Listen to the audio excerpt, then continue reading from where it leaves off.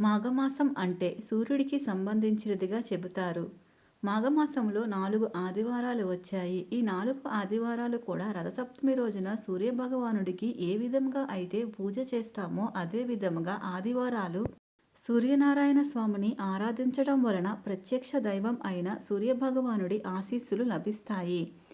ఈ ఆదివారాలలో సూర్యుడు ఉదయించే సమయానికి స్నానం చేసి సూర్యకిరణాలు ఎక్కడైతే పడుతున్నాయో వాటి ఎదురుగా సూర్యుని చూస్తూ రాగి చెంబులో నీళ్లు మరియు 2 ఎర్రని పుష్పాలు వేసి అర్ఘ్యం సమర్పిస్తే సూర్యభగవానుడి ఆశీస్సులు ఉండి ఆరోగ్యం ప్రాప్తిస్తుంది. ఆరోగ్యం ఉంటే ఐశ్వర్యం ఉన్నట్టే. ఈ ఆదివారాల్లో ఆదిత్య హృదయ స్తోత్రాన్ని పఠించాలి.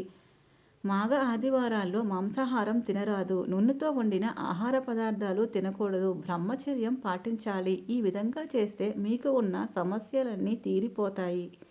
Please like, share, comment and subscribe my channel.